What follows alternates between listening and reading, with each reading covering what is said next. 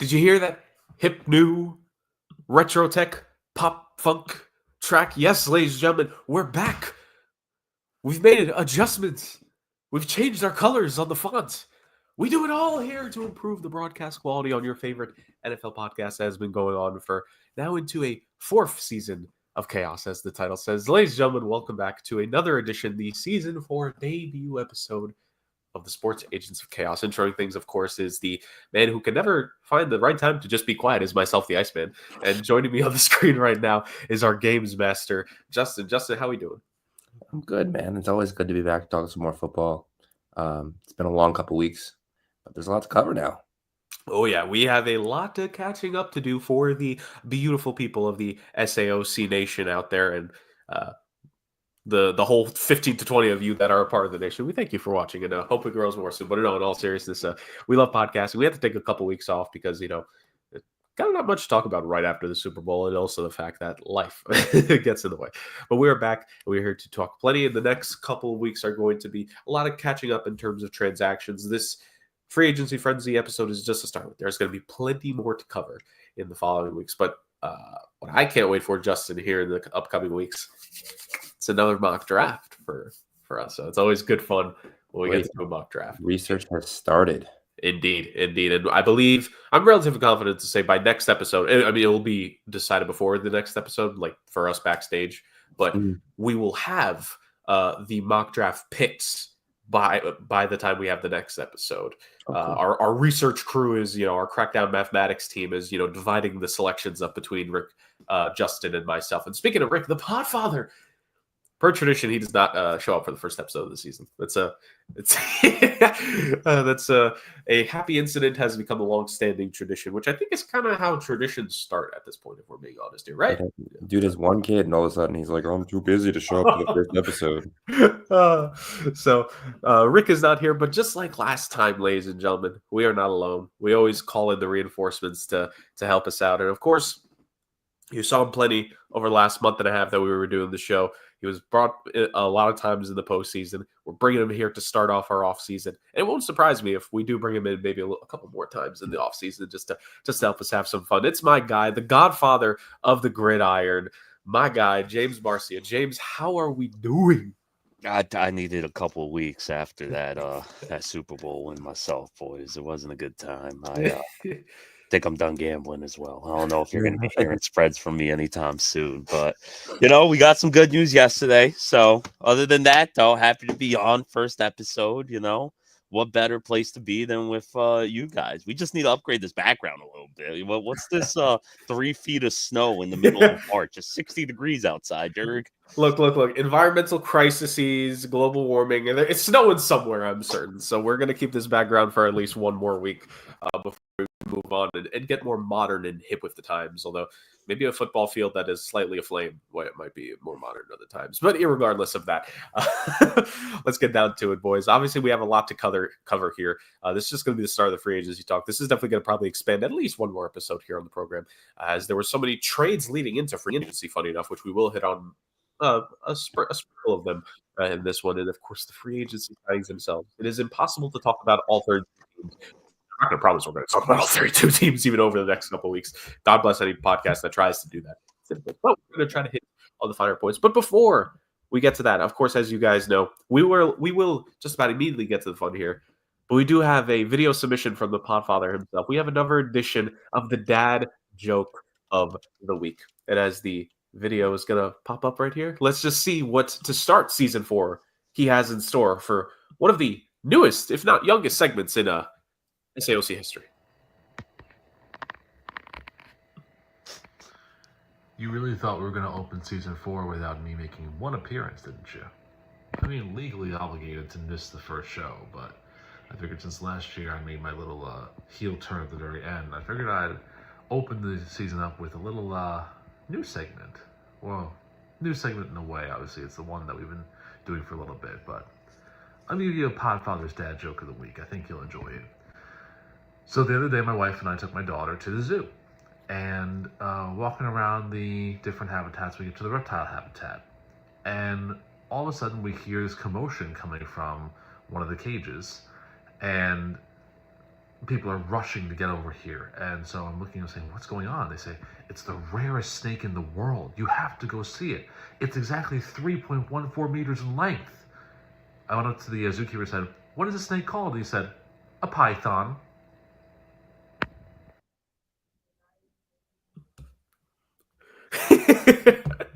It was Pi Day recently, of course, March 14th, and the Podfather came ready with that one. He definitely saved that one in the chamber for a bit, to say the very least. And actually, looking at the calendar, it is the 22nd, so last Friday was Pi Day. So look at that. You got to give the man credit. You got to give the man credit. He didn't want to wait a whole another rotation around this big old ball of flames we call the sun. He's like, no, I'm getting this joke in 2025. People will know.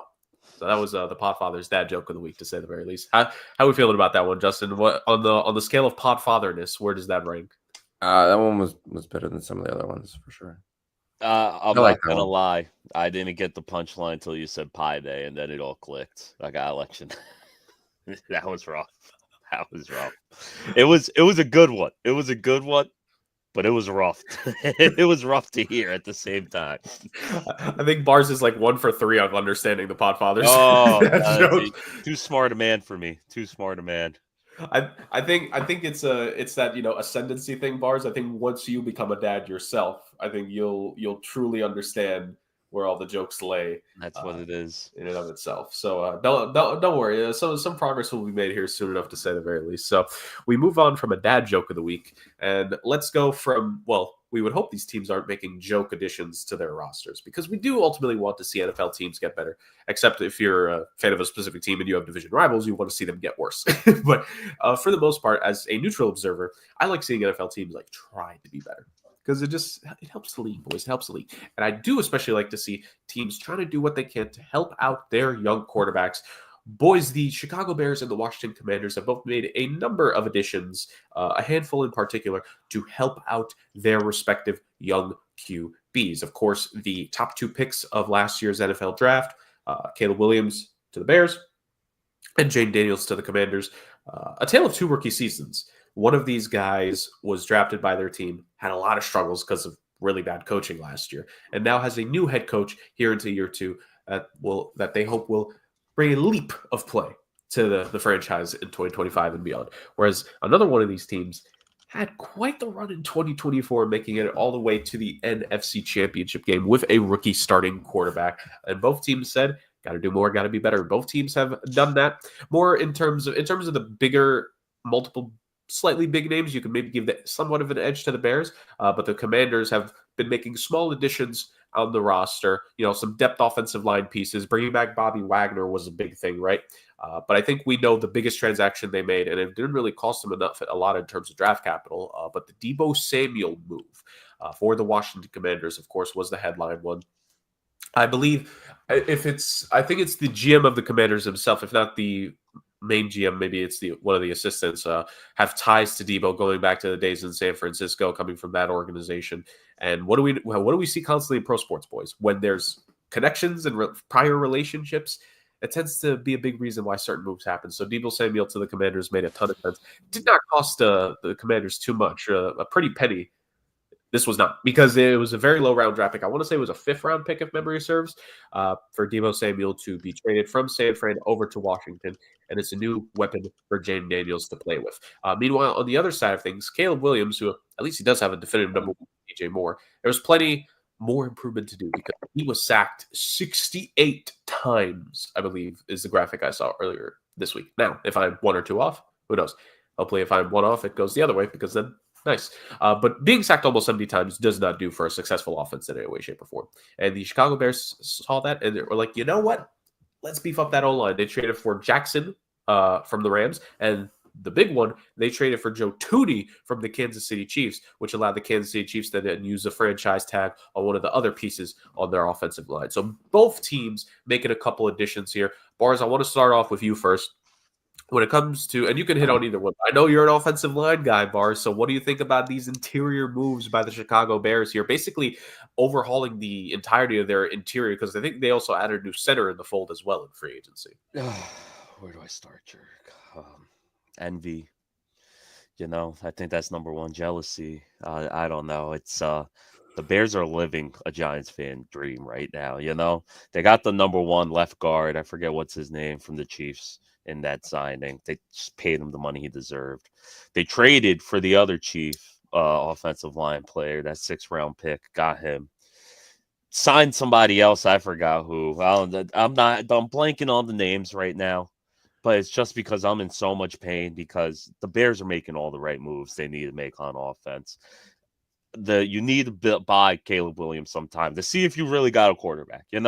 He has the weapons. Let's see if we can buy him some time as a quarterback. And then aside from that, they got their run game a little better than it was last year as well. Only hesitation I have with Chicago is, it's Chicago. I felt the same way going into it last year. I said, wow, you cannot make this any better for a rookie quarterback. And then, a Hail Mary later, 7 losses in a row or whatever it was. And now all of a sudden, I didn't think Caleb Williams was number one worthy last year going into the season. I left the season feeling like, I felt pretty good about that still. I don't think he's number one, but offensive line's going to buy him some time. He's definitely going to look way better than he did last year.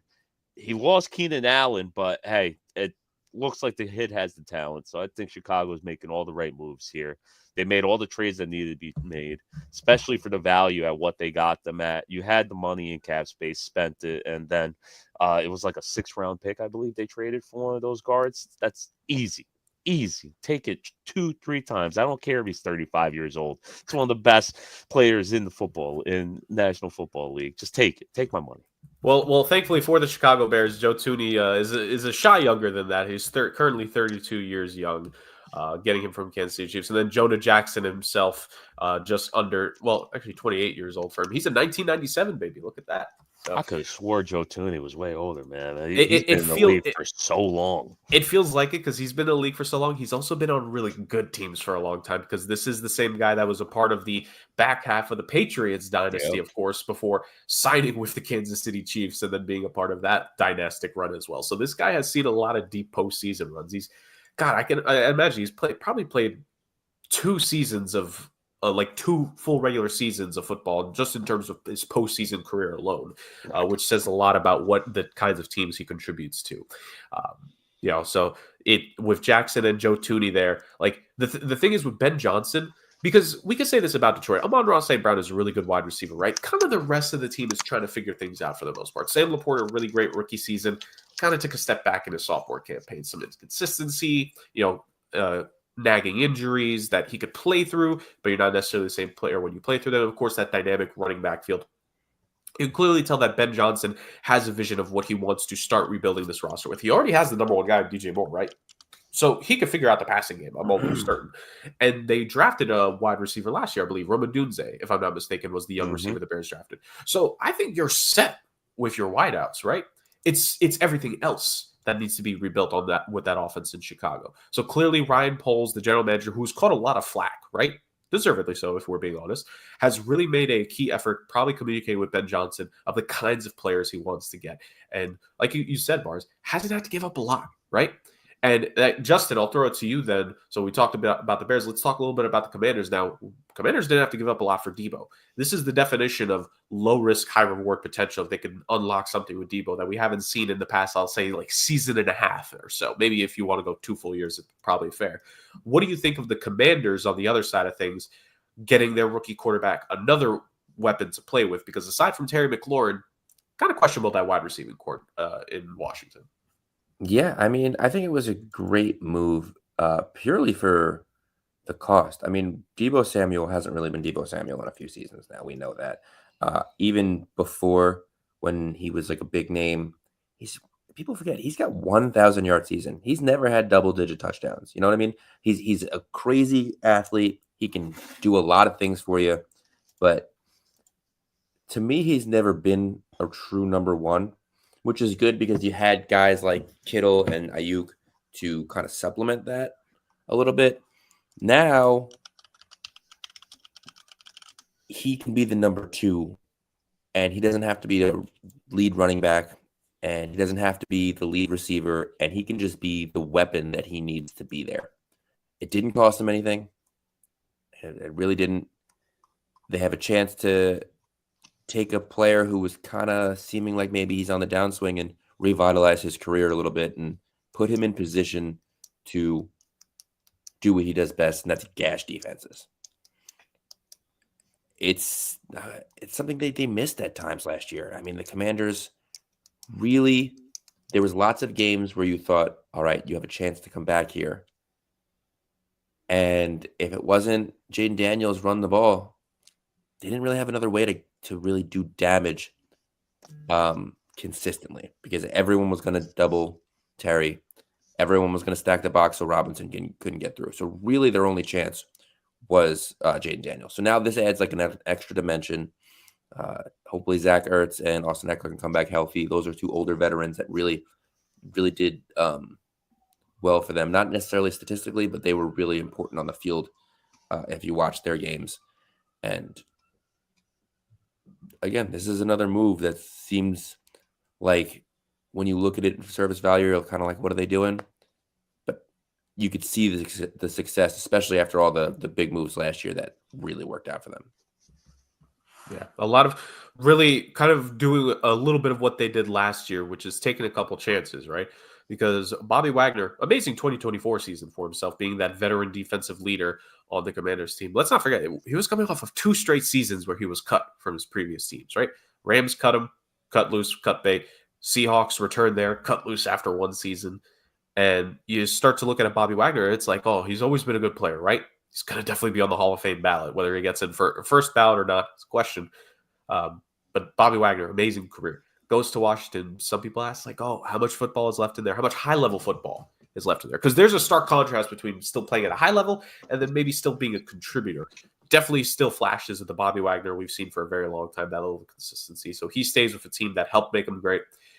We talked about like the difference in culture for Washington, right, boys? I think that's probably one of the biggest things from last year, this year. A whole 180 for them has been the difference in culture and what that's been. And that's kind of, it's almost funny because these are two teams, similar instances, 1 and 2 in the draft last year, and wildly different 2024s.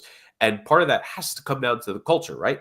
And just issues with the Bears last season that the Commanders have really started to purge from that team over the last 2 seasons. So if anything, and I think you both could agree with this, and if either of you wants to take this before we move on to the next point, having the players that are talented obviously helps, but you need the culture there, because you could have the talent, but if the culture ain't right, the talent's not going to do anything, right? Dream team Philadelphia Eagles, anyone? That was a pretty talented team that ended up winning, 4-5 games in what may have been Andy Reid's last season in Philly, if memory serves. Like that team had talent, right?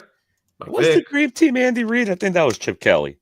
But it was Andy Reid, but I think it was his final season there before they cut loose with him. So it's like it all comes down to the culture. Yeah, at the end of the day. I do agree though, because you look at the Commanders. I mean, new owner, which everyone knew, it was Dan Snyder, right? That's the old owner's name. Dan Snyder was just an awful person, awful human being. Forget about if he was a good owner or not. He was just an awful human being. So you could assume he was a bad owner. And it has that trickle-down effect. It's just in life, with any business. If it has a bad boss, bad manager, the rest of the team is going to have a stank attitude. So they really did purge themselves of that in Washington. I wanted to shout out real quick Drew Dalman. That was the 3rd offensive lineman from Chicago. Some people were saying that was the biggest signing, but I got to agree with Justin.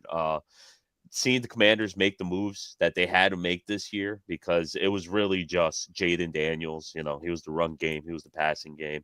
If they didn't add other names to this team to help Jaden Daniels, I don't think they could have made the run they made this year. Adding a Laramie Tunsil, adding a Deebo Samuel, adding other big names where now it's like this is a team. It's not just Jaden's team. This is the Washington Commanders. That's going to change everything. And, now you're bringing winners. So that's just going to add to this whole new culture that you were talking about. That is just going to, hopefully they break that. Well, actually, no, I'm a Giants fan, so forget it. I hope they're right where they're at. But from a Commander's perspective, you hope you crack that peak and make it to the big game. And the Laramie Tunsil edition is a big one there, Bars. And Justin, we've talked about Laramie Tunsil before. He's been on the Texans for a while, was on the Dolphins before. He's protected a lot of quarterbacks. is Jay Daniels arguably might be one of, if not the most talented QBs he gets to protect now. I think Laremy Tunsil has had a little bit of a down 2024 compared to what 2023 expectations were, but kind of similar, Justin. I think we had discussed in the chat. It was more of a quantity of picks than quality because no first-round picks were given up in the Laremy Tunsil trade by the Washington Commanders. That's pretty good to get a guy who could hold down the left side of the line for a while, and you didn't give up a single first-round draft pick in order to get him. So, yeah, I mean, it's interesting because Tunsil kind of had a down year. He's been traded on down years before. He was traded from Miami to Houston. He wasn't doing great. Miami wasn't in the position to pay him, even though they knew they had to. And they moved him for a pretty penny to Houston. And he had some good success there, at least, especially in the first couple of years. I understand why Houston is revamping their line. It really was a disappointment last year, especially for the amount of money they paid. They weren't terrible. They were kind of middle of the pack, but they were not paid as middle of the pack guys. And they had very high expectations last year. So it's interesting to see what Laremy Tunsil is going to do at this stage in his career. He's been traded twice now for, I don't want to say disappointing play, but maybe not up to the contract that he signed play. And now he's got to defend, well, it's going to be the most mobile quarterback he's ever had. He's known as an athletic guy, but this is going to be a challenge. So it's almost like I want to say like a head scratcher kind of move for Washington. To me, I'm kind of saying like maybe I'm trying to save my draft picks and see if I can hit one of these younger guys in the draft as opposed to an older guy who might have a couple of injury concerns and things like that. But if it hits, man, it's going to hit hard. They're going to look really good and really smart. And it's about 50-50. I could totally see this hitting and being like one of those like, damn, look at that GM making savvy moves at every turn kind of thing. Yeah, and part of it, of course, has been the amount of time he's been in the league since the first trade. But when he was traded from the Dolphins to Houston, Houston paid 2 first-round picks for Laremy Tunsil. Ooh. The Commanders traded a 3rd and 7th this year and a 2nd and 4th next year for a guy. Pretty steep of a difference, if you ask me. So, this is definitely something that, and I definitely see your point. It's like it's always one of those things because I think we talked about it. Just the concept of it last year's trade deadline, not this season that finished. So 2023's trade deadline when Montez Sweat was traded to the Bears. And it's like, how confident are you that the player you're acquiring, the veteran, is better than the draft picks you're giving up? And it can always go both. It could always go either way, right?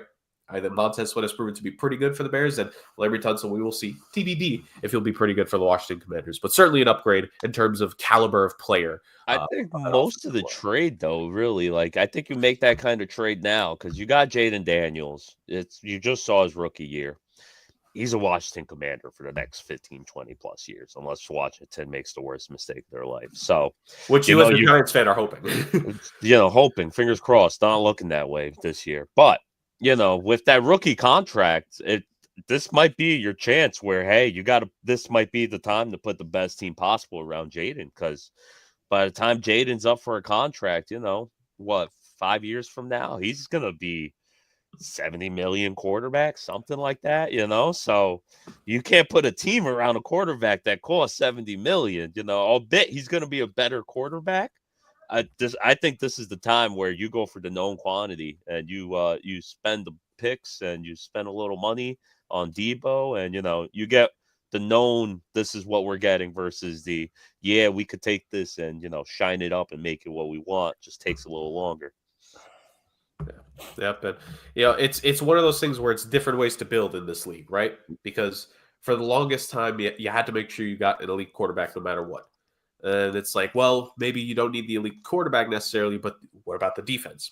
Now it's the whole rookie quarterback contract thing, right? Ever since that was implemented starting in Cam's rookie season, funny enough. Sam Bradford being the last first overall pick quarterback to get to negotiate his own deal. Let that be a little statistic for you. But it's really one of those things where it's like it's the ever-evolving way. But of course, not every NFL team can do it the same. NFL teams are going to do different things. The Bears and the Commanders, they were bad enough, and in part with the Bears because of the Carolina trade, they end up drafting their quarterbacks. Some teams maybe get lucky with a trade, right? Such as the type of thing about Brett Favre to the Packers.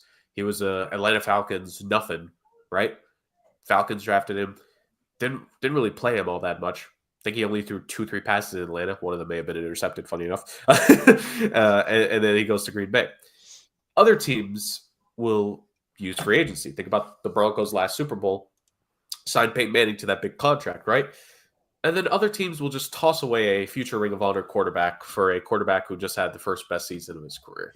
Ladies and gentlemen, we're talking about the drastic moves that the Seattle Seahawks made in this offseason. And it really fluctuates, to say the very least, of what this team decided to do, boys. So I fell to my knees at home when I saw that Seattle Seahawks traded Geno Smith. Did I really? No, but for the sake of the bit, I fell to my knees when I saw that. We all know you did, Jared. Yeah, I believe it. The future Ring of Honor quarterback, and it's still Ring of Honor in my heart to me. Now the Seattle Seahawks are not writing Geno back anymore. He's been traded to the Vegas Raiders. Some would say a fate worse than passing on. And in return, with that, they didn't waste any time. They didn't say, maybe we'll draft someone. No. They signed Sam the Man Darnold in free agency. So they were the winners of the Sam Darnold sweepstakes, you could say. They have a new signal caller in Seattle. But that wasn't the last thing they did, because they release Tyler Lockett, right? They trade DK Metcalf to the Pittsburgh Steelers, who then immediately inks a 5 years, $150 million contract with Pittsburgh. That was key for a other AFC North team later down the line. And then they signed Cooper Kupp, the Seahawks did. And then also, I think in between the DK trade and the Cooper Kupp signing, they signed DeMarcus Lawrence to a 3-year, $42 million contract, which is interesting because I remember looking this up. I'd have to look at the exact stat again, but it's been a long time since DeMarcus Lawrence had a really good sack season, to say the very least. So I'm not sure what they're paying him for. I don't know how to describe the Seahawks offseason, boys. Now, obviously, I'm off the Seahawks trade because they traded my guy Geno Smith. So I need to find a new random quarterback to support the league now. But Justin, I'm going to throw it to you first. What did you make of the Seattle Seahawks? I can't say flurry because it all didn't happen in one day. But I guess if you just talk about overall, roster construction, like from one year to the next, new quarterback, new number one wide receiver, new piece on the defensive line. What do you make of the moves and the changes that Seattle made? Well, my rating is going to come from a question, Jurg. What would you rather be, younger at quarterback or younger at receiver? They got a whole bunch of players in. They cut a whole bunch of older players. They still have a savvy veteran receiver who's still got some good football left. They're extremely young at running back. They're extremely young on the offensive line.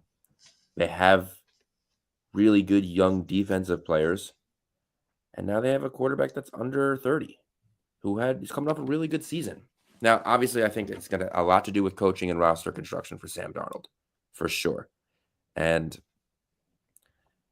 I will say it's a red flag that he was not able to step up when they really needed him in those last 2-3 games, including the playoffs. But I'm taking a chance on, 27-year-old Sam Darnold over 34-year-old Geno Smith, who, as good as Geno was and as relevant as he kept them, he was never going to get the job done there. He may have been a Ring of Honor guy, but you weren't winning a Super Bowl with that roster construction and that quarterback. It just wasn't happening. So I like the moves that they made. Like I said, they got a lot younger. The Sam Darnold experiment, I don't know if you saw the contract. They could get out of this contract after 1 year with no dead money. Zero. They could pay him $35 million this year and be completely free next year. So, or it's a successful deal and they have him for another 2 years after that on good money. It's kind of a win-win for both guys. Sam gets to prove himself, really earn a decent amount of money, especially this year. He's going to have good possession receivers, which he loves. Jackson Smith and Jigba can stretch the field. Cooper Kupp can stretch the field, but these guys can also go underneath. They can also be quick out. They're just very well put together guys. And I also think, by the way, because they're very similar in style, Cooper Kupp could teach Jackson and Smith and Jigba so much.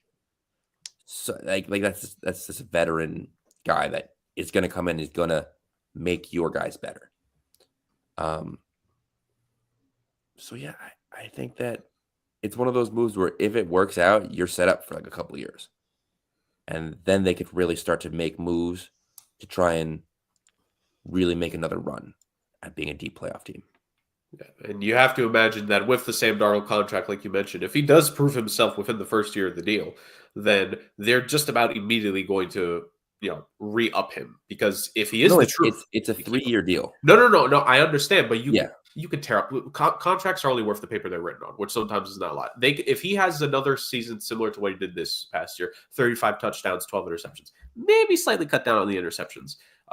Like if he goes like 33-7, let's say, I don't think the Seahawks are going to waste any time in terms of even re-upping him more, because it's like, okay, he's not a fluke. He's legit for us. So like this, you mentioned it, if it goes poorly, they get out of it. But if it goes well, then you don't need to search out of house. You could keep him in-house, and then you just have to change the money, which teams do that all the time when it comes to their quarterbacks. We know this. So the fact that the Seahawks are going to try to put themselves in position to be able to do that is a pretty good one, all things considered. Bars, kind of like what Justin was saying, and even we're going to slightly touch upon it in this episode, maybe a little bit more so next episode. But the landscape of the NFC West itself, right? The Cardinals, they were down on their luck last year, still a couple flashes. You still don't know what kind of team they're going to be, maybe towards the bottom of the barrel. San Fran was just a mess last season. They're trying to find themselves after an offseason where they lost a bunch of pieces, especially on the defensive side of the ball. And while the Rams did make the postseason last year, you still kind of have to ask some questions about that team, especially the succession plan around that team. Lord knows they're one Matthew Stafford injury away. Do you think these moves, Bars, in an NFC West that I honestly think is relatively wide open in 2025, barring a sudden resurgence from San Francisco, do you think these are the kinds of moves Seattle has orchestrated them to be like, you know what, we can compete for the NFC West crown next season? I think it was, but it also kind of felt like, this was Mike McDonald's first year being head coach for Seattle. This year feels like he's really kind of putting his print onto this roster. It's kind of feeling like a turn of the page. We're leaving that era behind. You look at the DK trade. You look at the Geno Smith. I look at this depth chart. Realistically, I think Kenneth Walker is the only person on that team who was part of the Pete Carroll era on that offense. But so it feels more of Mike McDaniel building the roster the way he wants to construct it. And at the same time, you got a lot of these veteran guys. You signed Cooper Kupp. You signed DeMarcus Lawrence, who did have a down year, but you did trade DCAP for a second-round pick in a draft that's heavy in the trenches, specifically defensive tackle and edge rusher as well. They might not be stars, but there's definitely depth there where you're going to get yourself a good player. So you got to ask yourself, are they going to build this defense through the draft? I think yes. And as you said, Jurg, the 49ers, they're having almost a similar turn of page kind of era right now where they've lost a lot of talent. You don't know where they're at. We're really going to see if Brock Purdy is worth all the money he just signed for it this season. I'd see the Rams being their only challenge. And like you said, they're only a Stafford injury away. So I don't think this is a Super Bowl contending team. I think this team could win the division, though, if all the cards play right. They could definitely make a postseason run, and hopefully for their luck, 14 wins would be enough to actually win a division this time, unlike poor Sam Darnold's luck last season, man. Tough to say the very least. But, the Seahawks are doing something out there in the Pacific Northwest. And look, you just have to, well, I mean, maybe depending on what they do with this new proposed rule change, but as of now, you just have to win your division to make it to the postseason, guaranteed, and then you just go from there. So to say the very least, Seattle's doing something there. Definitely a restructuring. And kind of like you said, I think the ultimate thing, this is a changing of the guard for a team where with the new head coach, there's a lot of changes. Because kind of like you said, I think you're right, Bars, in terms of like front-facing pieces. Kenneth Walker is probably the last offensive guy that was there from the Pete Carroll era. And, you still have Kenneth Walker there, but I think he's slowly approaching the end of his rookie deal. And you have a young guy in Zach Charbonnet who is itching to get more playing time for himself. I wouldn't be surprised if even one of those two is going to be out of the Seattle backfield, maybe by the trade deadline if things fall a certain way. I wouldn't doubt they draft a running back this year with one of those picks they traded for. And also, I got to be honest, the only person in Zach Charbonnet's way is Zach Charbonnet. He could have easily overtaken Kenneth Walker. I love K-Walk. Don't get me wrong. K-Dog, beast. But Zach Charbonnet should have had that job. And one more fact. We're forgetting the biggest key piece. I'm surprised you haven't mentioned it, Iceman. Zach Darnold is going to have an MVP season this year. How can we forget? MVS is on this team, and he has been the wide receiver for the last 3 MVPs. Aaron Rodgers, Patty Mahomes, and now Josh Allen. So number 4 is going to be Sam Darnold in that Pacific West North right there. He's laying it up, and we're having the, the 12th man come back in the Dome? Yeah. Look at that. Look at that. I don't know who Zach Darnold is, but when Sam Darnold knows that Sam he's Darnold. I gotta see the Dino, we're talking Sam. I'm just thinking failed Jets quarterbacks. That's it. That's fair. Zach Wilson, Sam Darnold. Zach got paid too this season. Gino Wilson to be a backup. Hey, he got paid pretty good for a backup. Consider, like $6 million could go up to 10. I mean, that's a good salary for a backup. That's kind of the going rate for backup QBs at this point. Again, like a decent backup, though. Who would have thought he was decent? 2 best jobs in the world: backup NFL quarterback and fired Division I football or basketball head coach. 2 best jobs in the world. Tell me I'm wrong. Tell me I'm wrong. Because the guy was fired. It's, hey, he'll change this program around. Look what he did over there. It's like, not wrong at all. Yeah, sign him for 6 years, fire him after 3. He gets like $15 million on that payout. That's it. Take an assistant coaching job somewhere. John Calipari was ready to be governor of Kentucky until they kicked him out. Yep. Governor of Kentucky. Now he's head coaching Arkansas men's basketball, who's about to lose to St. John's. Go Red Storm. Anyways, let's move on from an NFC team. Let's go to an AFC team that made not as big names in turn. Well, they did sign a big name, but really tinkering around the edges, boys. What have I said the last couple of postseasons for the Buffalo Bills? If not now, then when? Well, they're hoping that the when will become 2025, to say the very least. The Buffalo Bills made really small changes throughout the lineup. They've released Von Miller from that contract. Oh, never forget that time when he had 8 sacks to start his Bills tenure and then just tore his Achilles, and it's never been the same ever since. Someone on the show picked him for like a Defense Player of the Year candidate award. I don't know who that guy was. But irregardless,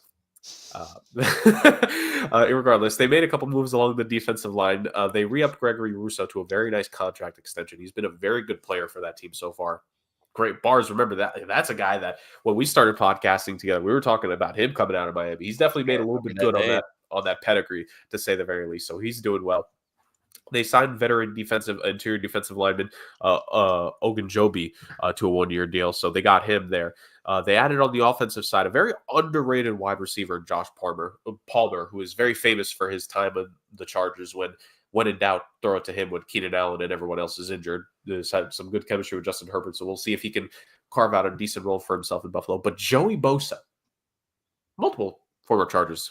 Now, when you think about it, Joey Bosa on a 1-year deal to the Buffalo Bills. Bars, it's not the big moves, but it's those little small things. You bring a very talented player to Joey Bosa there. You bring in some depth on other positions, and you re-up Josh Allen to a contract himself, making him a very highly paid man.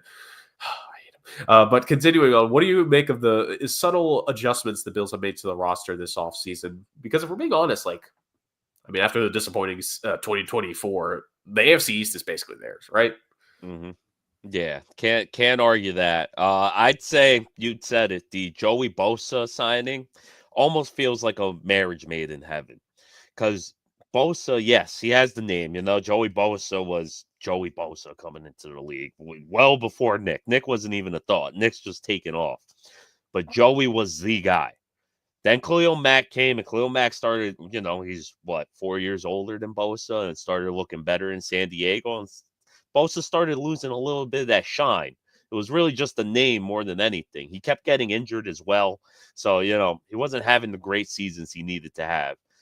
Now he's going to a great team, because he was on Chargers teams that were very good teams, horribly coached. Now he's going to a great team with a great coach, great quarterback. It's a match made in heaven if Joey Bosa could do his part. But that's why you're happy it's a 1-year deal. It's almost hey, let's try this. Let's date. Let's go on a couple nights out for dinner first before we make it official. And if it works out, hey, put a ring on it. That's it. Let's make it a couple years and good to go. And then both sides very much will try to do that. Yeah, exactly. But, aside from that, it's just been little moves here and there that nothing really jumps off the paper for the Bills. But I feel like that's just always the Bills' moves. And we're going to go in and say, aside from Bosa, it was an underwhelming offseason from the Bills. No, They're going to tear it up as always. Josh Allen's going to make a bunch of nobodies look into all pros, and they're going to make it at least to the AFC championship game, you know. But I think Bills are just it's their conference, their division for sure. But I kind of feel like it's almost their conference aside from the Chiefs, you know. Let me spin you a tale, Bars. There was another man who decided to pick an AFC East team over the Chiefs in 2024, and it did not go well for him in terms of the preseason predictions. So we may want to be careful with that. But it is, Justin, I'll throw it to you. It is a very good point. You know, this Bills team, it can't be denied at this point. The talent is there. They weathered the storm of losing a number one caliber wide receiver last year and still having a very good season. Apparently an MVP caliber season, according to some of these voters. But the offense did well. The defense has proven itself time and again. Sometimes they maybe have a bad game or two in a row, but for the most part, they bounce back. Now they bring in a guy who, while it has been a little bit since he had double-digit sacks in the season, 2021 was the last time Joey Bosa did that. They are bringing a known quantity, right? And when you're a team like the Bills, maybe we could almost kind of say it has been the key theme here is the known quantities of this offseason, right? And bringing in guys who have this history. You need that guy that can maybe get past an offensive lineman in the postseason, right? And get you that sack on the quarterback. And Joey Bosa could potentially be that. What do you make, Justin, of these depth moves that Buffalo has made for the most part, with the Joey Bosa one being the one that stands out the most? Because he's going to join, maybe not, because he did play alongside Khalil Mack, maybe not a defense that has an individual as talented as Khalil Mack. But when you look at the overall structure of that Bills defense, right, with Ed Oliver and Gregory Rousseau are going to be next to him, with the decent secondary they have behind them. Decent, not amazing, but decent. This could arguably be, let's just focus on the front four, front seven. This might be the most talented defensive front seven Joey Bosa has played alongside overall when you consider those guys. And Milano coming back for next season, too, if he hopefully just doesn't break another body part in the preseason, which if I'm Buffalo, I'm wrapping him in bubble wrap as we speak. But this could be a really kind of like a one-year rejuvenation for Joey Bosa. So what do you make, Justin, of the tinkering of the roster the Buffalo Bills have done in this offseason? You're muted, bud. Yeah, I tried to unmute him, but it didn't let me. I didn't really say anything yet, so that's good. Oh, there you go. There we go. I think what we saw was the sigh of like, oh, I have to talk about a team that is going to be better than Jets. I'm underwhelmed, to be honest. Always. It seems like the exact same move as the Von Miller move. It's an aging defensive end, past his prime, could come in, be electric for a couple of games, but a guy with serious injury history. One sec. That's why I was muted. I knew that. That's a professional right there. That is a professional, ladies and gentlemen. I love that.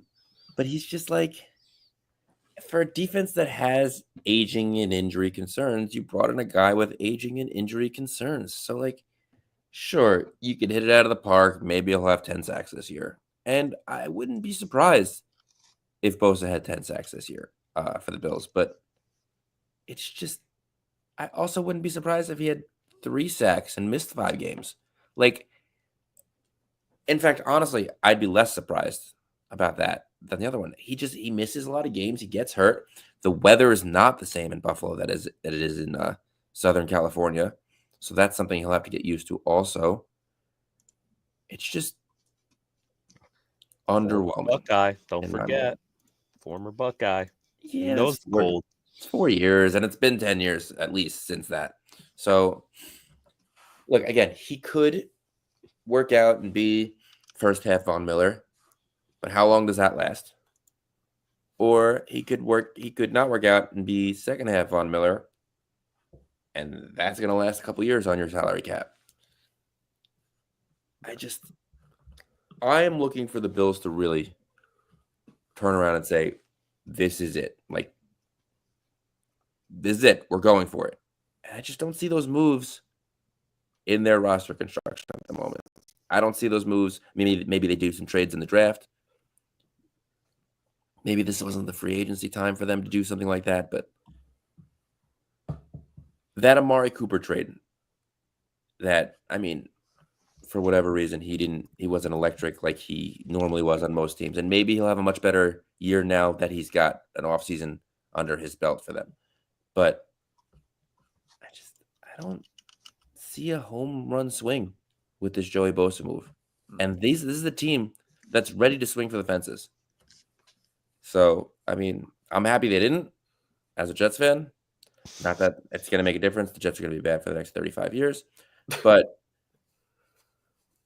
I don't know, like I said, underwhelmed. I got you. I mean, I guess to be fair to them, they did learn their lesson. They only gave Joey Bosa 1 year compared to what that Von Miller contract was. Von Miller contract was something. There is that rumor that someone might be returning to Buffalo. Give Josh Allen some help over there. I mean, There's a rumor going we will see, because you do mention Amari Cooper. He is a free agent still to this point, Justin. That so too. his future is to be seen if he does come back to Buffalo. Like you said, maybe it was just a scheming thing. Ultimately, at the end of the day, you could probably say the Bills, especially last season's construction, was a different roster or a different play style of what Amari Cooper has been used to playing with for the most part throughout his career. Also, like, they thrust him into a brand new scheme, a brand new system. And they didn't have time to sit there and be like, we're going to teach you a little bit. This might be the year. We need to get going now. And if you can't catch up, it is what it is. And they rewarded a guy who has done relatively well in that team and has developed, and they've developed in Shakir, right? They gave him a contract extension. Mm-hmm. So it's clearly obvious that the Bills, they're going to reward the guys that show for them. And if you just don't do that, plays on the field. Do you remember that whole thing? He asked Keon Coleman, his first touchdown as a Buffalo Bill. He had to ask Keon Coleman what the play was at the line of scrimmage. Keon was a great teamate. Said, "Nah, I ain't telling him nothing." Keon was probably like, just reminded him. Keon was probably like, if he forgets from now on, maybe I'm gonna get a couple more of these targets, to say the very least. But no, it's very interesting. So we'll see what the Buffalo Bills do. They did trade Kyer Elam to the Cowboys, right? So maybe this is a case that maybe a move is coming of some sort, and we just have to wait and see if there is something cooking. There's always disgruntled players around the league, and maybe the Bills try to go for one of those guys because, look, you locked up Josh Allen. You have the franchise quarterback for a period of time. We don't know what will happen to the Chiefs next season in what, for all we know, could be the swan song for the big three, the three-headed monster of the Chiefs. So once again, this is going to be the theme for the whole season. Just remember, write it down. Put it on a T-shirt. Give me a little bit of credit, too. A little bit of cachet. If not now, then when? That's going to be the tagline for the Bills until they finally get it done. Or when this iteration of them doesn't get it done. Whichever comes first, to be fair. All right, boys, we talked about the Bills and making moves to add. They added moves from the outside. Other AFC teams are like, we need to keep things in-house. We need to keep our guys. And they paid it doing so. The Cincinnati Bengals keep their offense together, and they kept it through one thing, and it's the color green. Cash, to say the very least. They kept Mike Gesicki on a decent deal. He actually had a good season in Cincy, so I think like a 3-year, I think it was about $27 million. That's not bad for a tight end who could get you 700, 800 yards in the season potentially, which is like kind of his high-end ceiling at this point. That's not terrible. You can kind of live with that. Probably a slightly underrated blocker. Not elite, but slightly underrated for Mike Gesicki. But we know what the big names were. It was an edict from Joe Burrow on a podcast, because that is the way NFL players and all sports athletes communicate things to their teams nowadays via podcast and radio show hits. But Joe Burrow said he wanted to keep T. Higgins to stay there. He wanted Jamar Chase to stay there. He wanted Trey Hendrickson to stay there. You know what? The Bengals are 2 for 3 on that so far, because T. Higgins, 4 years, $115 million after he was initially franchise tagged. And then Jamar Chase, 4 years, $161 million. Usurping the previously highest paid non-quarterback player, which was Myles Garrett, like a couple weeks beforehand, because that was a whole thing. I don't think we need to touch upon that, because this is a summary of the Myles Garrett situation. I want to leave Cleveland. What if we give you more money than the GDP of Yugoslavia back in the day? I'm in. So there's that. That's basically the whole situation right there for that. Now, boys, the Cincinnati Bengals kept their 2 elite top-tier wide receivers. Joe Burrow is, we believe, happy at this point. They have their tight end. They're currently trying to work out if they can keep Trey Hendrickson on this roster. Bars, I know we've sort of said bye-bye to the potential Bars Bets picks segment on the show here in the future.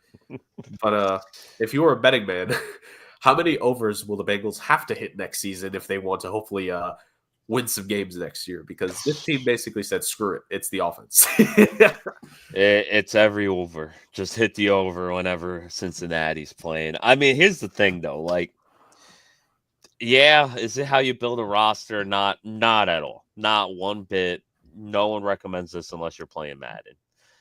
At the same time, though, I kind of felt like they had to do it. Like, what else do you got? You don't want Joe Burrow pissed off. Like, yeah, sure, I could draft another wide receiver. Are you really going to draft a wide receiver as good as these two guys?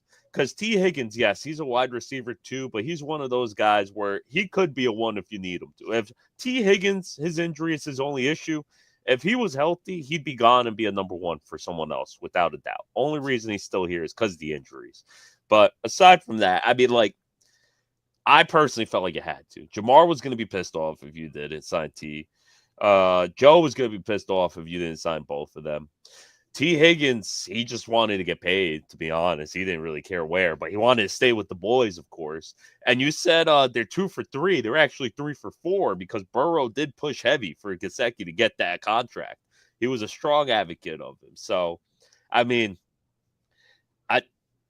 I don't agree with how they're constructing the roster, but at the same time, when that's the cards you're dealt, kind of, as a Giants fan, we found ourselves in these situations very much so, where we just have to do bad deals, basically, because either A, for example, you look at Kenny Golladay, the Giants needed a wide receiver one no matter what. Kenny Golladay was a guy we overpaid. We knew we overpaid, but didn't work out. Okay. Nate Solder, another guy. We needed a left tackle, signed him, didn't work out. So, like, these contracts at the end of the day might not work out, but what was your other option to do? Like, none of the other options would have worked. Your quarterback would have been mad. Your team would have been mad. Coach would have been mad. Coach would have got fired probably after that season. So, like, what other options did they have, To be fair, it still could happen to Zach Taylor for all we know. Yeah, he still could get fired. Let me tell you the difference here. It's that the Bengals kept their guys that have already proven success in their system with their stuff. Oh, the Giants went out and they took guys that didn't fit their system and said, we're going to try and stuff you a square peg in a round hole. And it didn't work out. I honestly am thinking about it, and I love the way they're doing this because these are guys you can't replace. Yeah. When you have to construct a roster, what are you better off doing? Signing a quarterback or a cornerback or drafting a cornerback? Because I got news for you. There are very few cornerback signings that I can remember in history that worked out. And they're all going for big money. I mean, look at all the huge top cornerback signings over the last 15 years. I would say at least 60% of them didn't work out. Yeah. I'd rather keep my money low there. I'm drafting defense and secondary all day. I'm drafting linemen all day because, let's face it, signing linemen has not worked out for the Bengals either. Yeah, their offensive line has been garbage, and he still led the league in most major statistical categories as a passer last year. Get an offensive line, draft the shit out of the offensive line. I'll start the swear jar early this season. Draft secondary because they've been getting after the quarterback. Keep that money low, and all of a sudden, maybe you have a good young team that's got, I don't know, a superstar quarterback with superstar wide receivers who just led the league in most statistical categories in passing and receiving. I love it. I think it's a great move. It had to be done. And maybe if it didn't have to be done, they would have been able to pay them a little less, save a little bit of money. But and to me, could have done it earlier to save money. That's the thing. True. That's really what it is. If they had chosen to, maybe not Chase, maybe Chase was always going to wait, but if they had chosen to pay Chase would have signed, they were like $2 $2 million away in last offseason. He was ready to cost them a whole lot more than $2 million. It very much did. Yeah. But I think Higgins especially, because I don't think, I could be wrong. I'm trying to remember what the reports were off the top of my head. I don't think the Higgins contract would have exceeded $100 million last year. And if it did, it wouldn't have been by a lot. Yeah, barely. Listen, last year they were committed to making him the highest paid non-quarterback. Then this year they said the same thing, and they had some big contracts in between. And they very much had to hold to it, to say the very least. So the only way to keep him. It's one of those things where, you could, looking back at it, it's the dollars and the timing of this. And if the Bengals had just done this last year, we wouldn't be talking about it this year. But I'm leaning more. I can't wait to see what Rick will say about this. I can almost predict what he's going to say. But I'm kind of more on Justin's side of this. I'm all for, look, I kind of trust the idea of keeping the devil you know versus trusting the devil you don't. And what are the odds that a rookie first, and really if it was the Bengals, we'd probably be crushing them for taking a first round pick this year with a receiver. What are the odds that a rookie second round wide receiver will get you nearly 1,000 yards and 10 touchdowns? Nowhere near. I know there have been some really good wide receivers. Coach, I'll hit it. But what are the odds? Because that's what T. Higgins did this past year. He just had his first career 10 touchdown season. He's had 2 1,000-yard seasons earlier in his career. Jamar Chase is the Triple Crown winner. Mike Gesicki, decent season last year. Joe Burrow, it was very clear. And the thing people forget about T. Higgins, he was there before Joe and Jamar. He was the first Bengal there. He laid the first brick to set this team up, Here's the thing, because the question mark isn't should the Bengals have paid these guys. I think that's easy. There's 3 question marks total. The secondary, the offensive line, 100%, and the coaching. Because if they start 2-2, 1-3 again this year, Zach Taylor's got to be fired by week 5. Agreed. It is an issue that has consistently plagued this team. And I understand there was Joe Burrow injury issues early in both seasons, and it doesn't matter. You can't lose to a team like the Patriots, who's got the number 1 overall pick or the number 2 overall pick this year. The first game of the year. Yeah. With 6 months to prepare, you knew they were going to be a bad team. Yeah. You can't lose that game. All right? Yeah. You can't lose to these teams and not play up to your potential. I mean, can you imagine that we got week 16, 17, 18 Joe Burrow in week 1, 2, and 3? He would have had 6,000 yards. Yes. Busted. For real, he would have been setting records. I agree. This team cannot start slow again, and that is where the bulk of their issues are. They would have been a number 1 seed. Yeah. They would have led the league in passing. I got news for you. Joe Burrow would have been MVP. This This would have been a major different thing. And I got news for you. These players would have made more money. 100%. Honest to God, I will say something with these contracts. Right? I will pass on this hill. Joe Burrow was the actual MVP of the league last year. Yes. Because if it were not for him, the Bengals would have been the first ever 0-win team in the history of this league. Well, maybe the 1932 Yellow Jackets were. So they would have been the first team in the modern era to be 0 wins. No, the because Browns did it, didn't the Browns go? Okay, third. Second. I don't know anymore. The Second point is, modern team. second modern team to do so. First in the 0-17. There we go.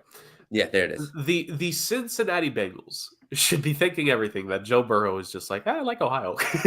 Because that dude, you were mentioning Bars, the quarterback not happy. Remember when another certain quarterback a long time ago for the Cincinnati Bengals, they didn't make any moves and he basically just retired until they traded him? Yeah, it's Carson Palmer. Could you imagine if the Bengals had risked letting Higgins and maybe Chase leave?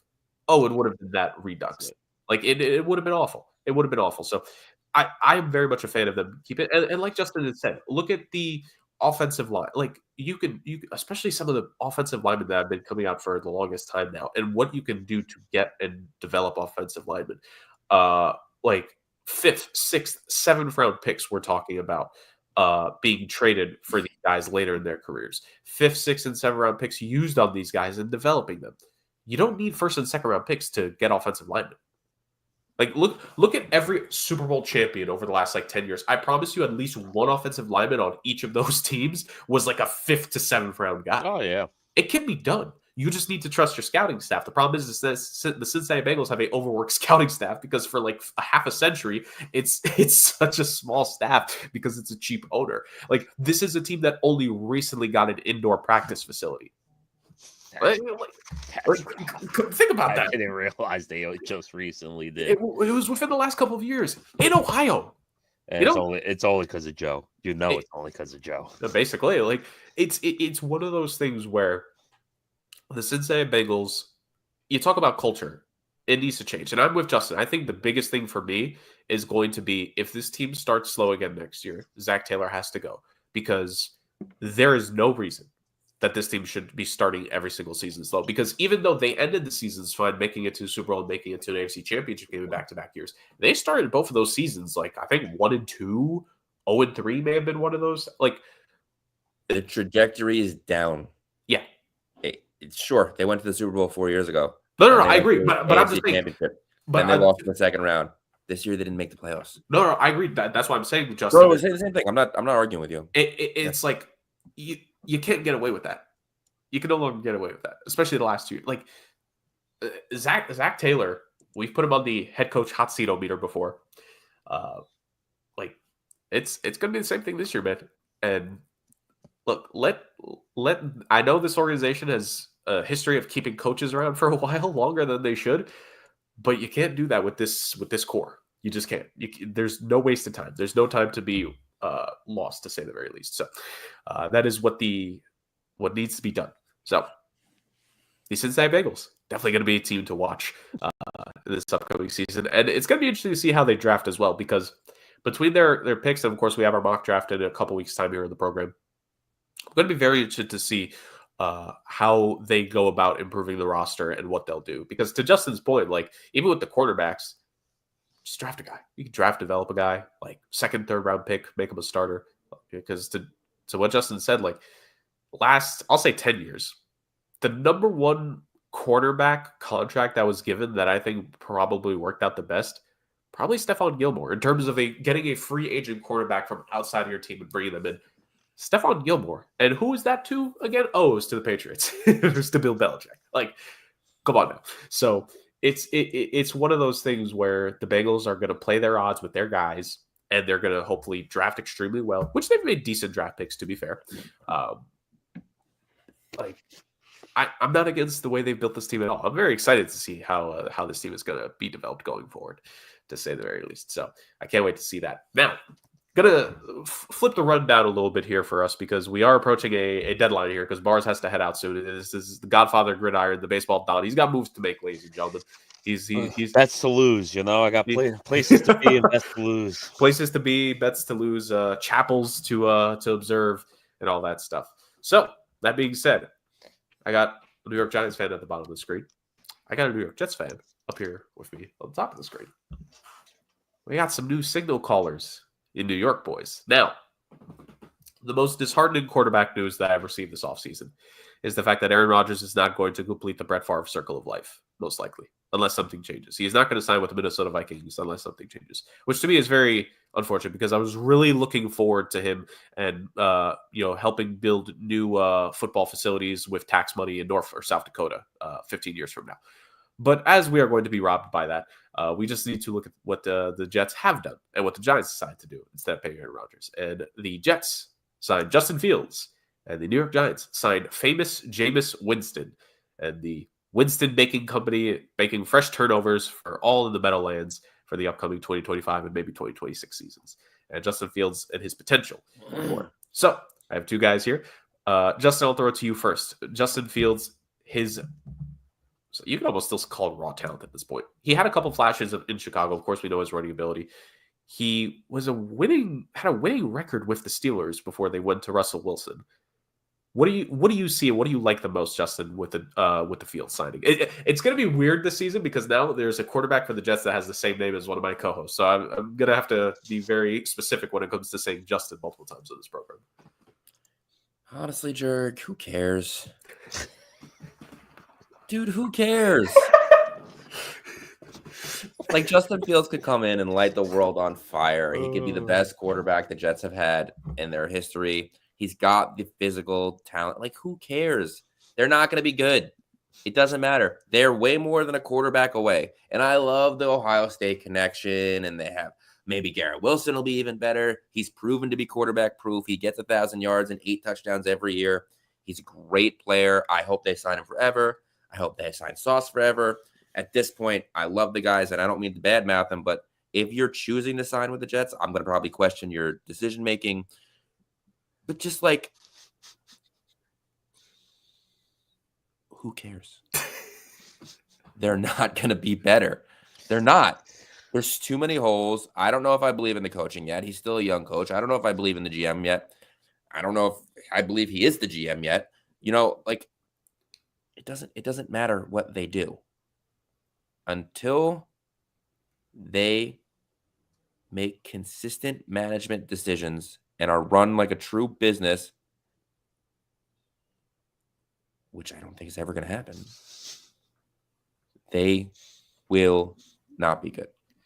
That and whatever deal with the devil that Joe Namath made so that this team will never have another quarterback ever again.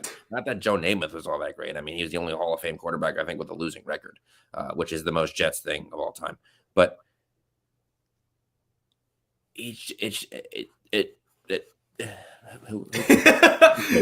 He's cares? at a loss for words. Who cares? Who cares? Look, once Madden gets a couple ratings up on these free agents and Woody Johnson's sons recommend it to the team, you guys are going to be flying, to say the very least. But no, okay, I'll give my take on what Justin Fields could be, and then I'll throw it to Bars for Jameis Winston. No, I think, Justin Fields is a guy who, like, I've been very back and forth. We go back to the draft we talked about Gregory Rousseau, Bars. Justin Fields was a key proponent for us in some of our early podcasts that we did in terms of where he could have gone, where he was going to get drafted, who was going to draft him. And ultimately, it was one of those things where when we saw him go to Chicago, we were both like, ooh, right? Not exactly a history of developing quarterbacks. Goes to Pittsburgh, is decent with them, gets upstaged by Russell Wilson, who had a great 6 weeks before we realized who that fraud was, and they eventually just lost out for the rest of the season. And now he's going to go to New York. He signs a sizable 2-year deal. Definitely one of those things where if it's a really bad year one, they probably could get out of it, but you assume that they're hoping for a pretty good year one into a year two. I think Justin Fields is very interesting and definitely a lot more mobile, to say the very least, than the last couple of guys they've had in there. In terms of smart mobility, true playmaking with his legs. And I don't mean like those cross-body throws. I mean like trusting your legs to get you the first down. Justin Fields can do that better than the last several Jets QBs have been able to do it. His passing is definitely going to be something unique, to say the very least, to figure out.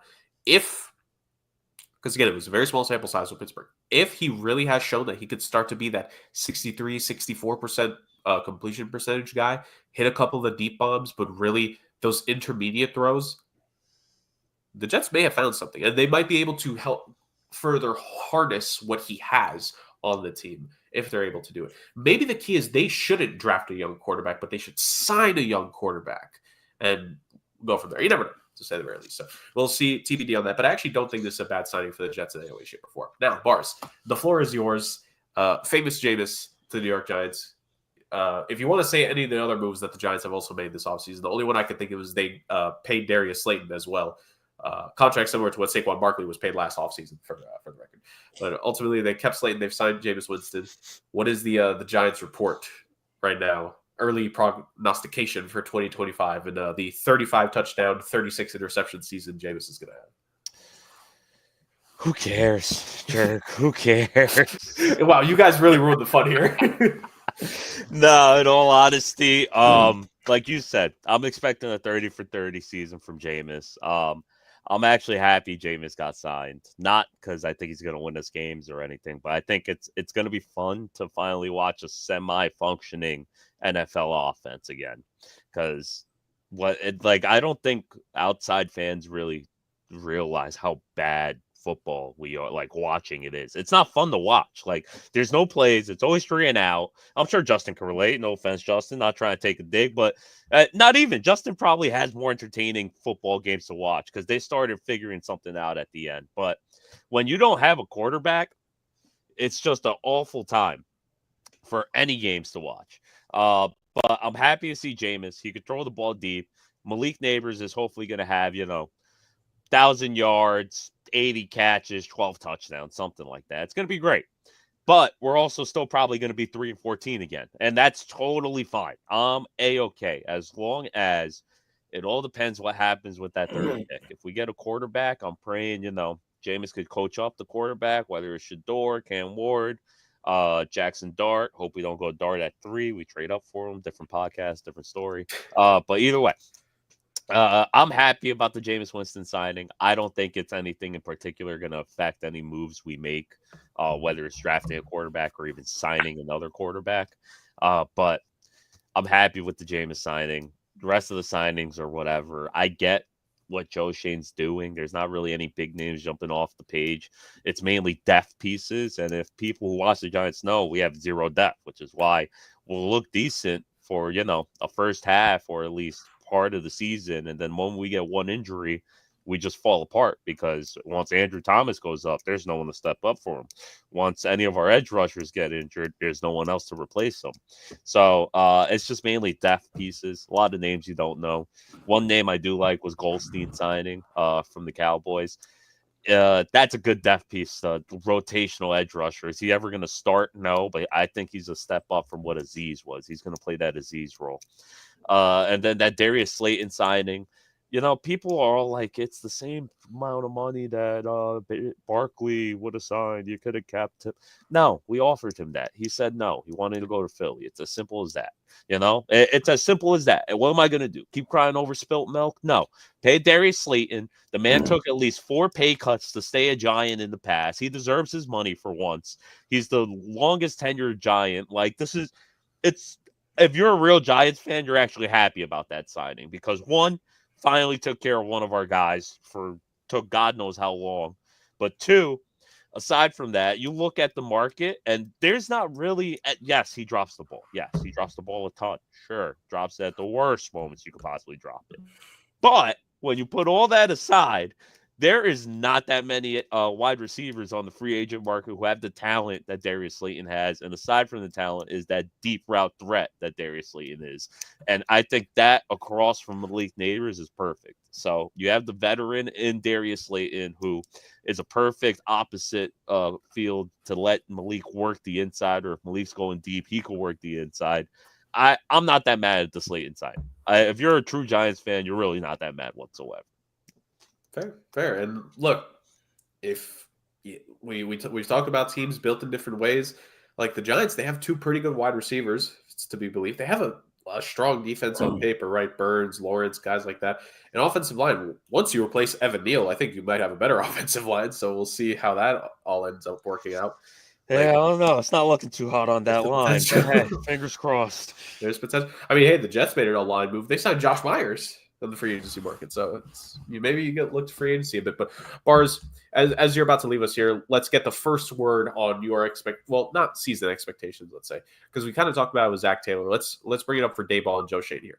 Do you think this year is a true hot seat, like really hot seat year for them, where Joe Shane, he brought in Dayball with him? This is his first head coach. GMs typically get one bullet in the chamber. That bullet is the head coach.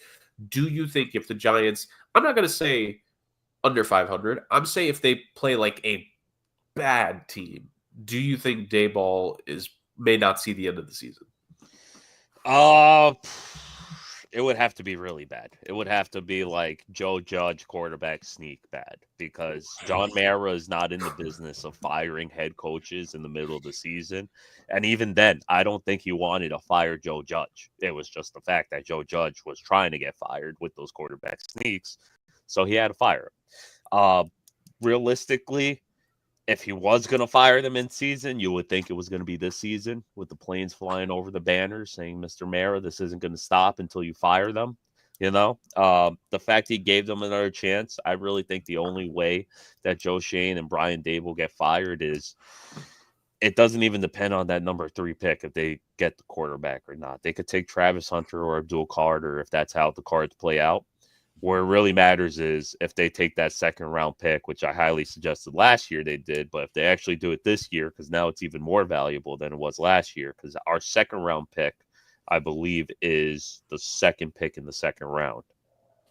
I believe it was some way the tie works. We're like rotating the first 3 picks between us and the other 3 teams. But regardless, we have our 2nd round pick's basically a 1st round pick, So if they're smart and they trade up and grab whoever you want to grab, grab Dart, draft Milrow in the 2nd round, take McCord, who I haven't heard much about him, take Will Howard. As long as you have a quarterback and they are showing that quarterback midway through the season is developing, and we might have a guy for next season.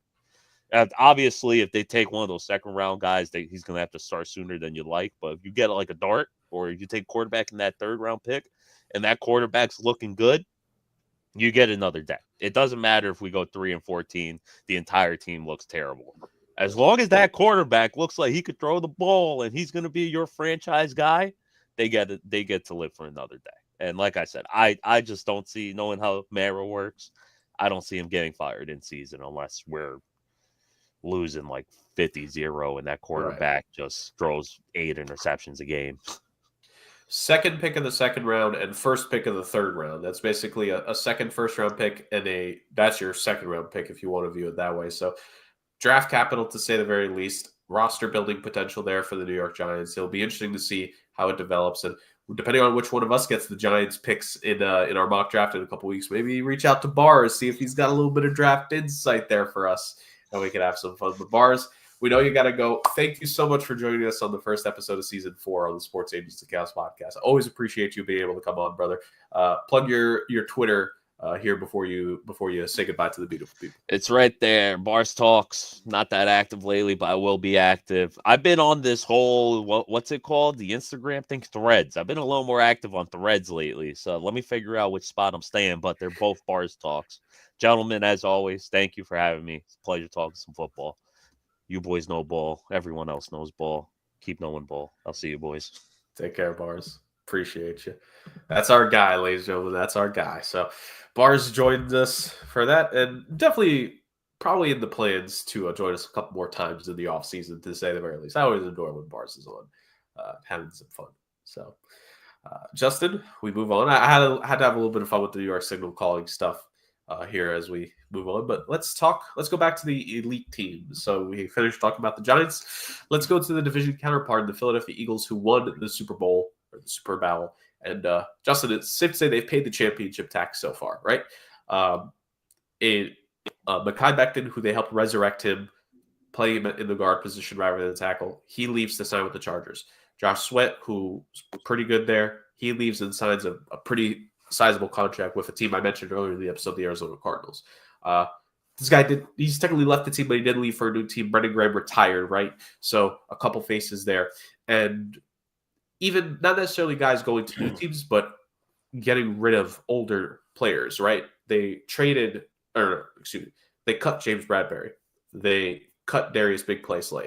They traded CJGJ to the Houston Texans, who we brought up earlier in the episode when they traded Tunsil to the Commanders. So very interesting Texans offseason. Not sure we'll get into that into this episode, but certainly something for us to pinpoint in the future, maybe even the mock draft, because the Texans are in an interesting position, to say the very least, Justin. But the Eagles have definitely lost some names from the starters on the Super Bowl team and also notable players of the team for the last couple of years. And they've tried to do their best. Bars mentioned a guy, Azeez Ojulari. He went to sign with the Eagles. Adoree Jackson went to sign with the Eagles. Zach Bond re-upped with the Eagles, actually, on a 3-year, $51 million deal. So it's kind of like a give and take, right? They're retooling on the fly very quickly. And if there's one GM I think a lot of people would trust in this league to do so, it's Howie Roseman. So it's kind of like you're losing some pieces, but there's also the belief that you have the replacements there for these guys, right? With Jason Kelsey's retirement last offseason, boom, you got Cam Jurgens. Shout out to it. Best last name in the NFL right there, to say the very least. You cut Bradbury, you cut Darius Big Play Slay, you trade CJGJ. Well, you already drafted 2 young quarterbacks in last year's draft who people are expecting to take a big role in DeJean and Mitchell, right? Probably it wouldn't shock me if they maybe draft another corner, maybe a safety within the first couple of rounds this year. The defense, you lose Sweat, bring in Ojulari, you keep Zach Bond, who was he was one of those 1-year deals last year, Justin. Like, he was a guy that they expected to be just a rotational player for them. He ended up being a very key cog to that defense. So this is a team that has already retooled on the fly the last couple of years, you could say. Now they're doing it again. This is not a segment to bemoan what their fate is. This happens to every championship team, but they're handling this pretty well, Justin. What do you make of the Eagles retooling so far in this offseason, and how, on paper, right, because we can only grade it on that, but how well on paper they're looking to have themselves set up for next season? I think it's something that was necessary. It's never something you really want to occur, especially in the fashion that you do. You obviously want to keep your team together, but they're going to make some moves. Expect them to draft heavy again in the secondary. They got to replace a lot of big names back there. They did really well with it last year, so I'm sure Howie Roseman will be on top of it. They did sign Azeez Ojulari, like you said. If their last Giant signing is any indication, he'll have 15, 20 sacks this year. No, but you can't expect everything to stay exactly the same from year to year. I think that they've stayed pretty consistent. I mean, they paid the guy that, put them over the top, which was very clearly Saquon Barkley. They kept their offensive line pretty much intact. They kept the quarterback. They still have the receivers. They still have the defensive line. They still have the linebackers. So they got to do what they did last offseason, and that's retool the secondary and, try and make sure everything stays pretty consistent. Yeah, and I've consistency seen it a lot worse in terms of championship taxes. Oh, 100%. 100%. They've paid a little bit, but it's honestly not that bad. Definitely, I think the defense has been obviously the side of the ball that has seen the most difference in terms of personnel, but like that system is there. It's established. If Fangio is going to be there, Vic Fangio, I mean, come on now. Like they're going to be in good hands to say the very least, and keeping those schemes, that defensive consistency, like it's going to be good.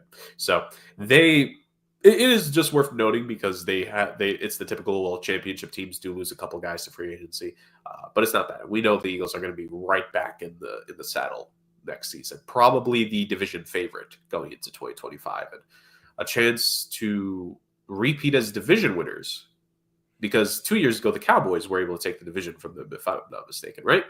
And so we might finally have a repeat division winner in the NFC East for the first time in a while.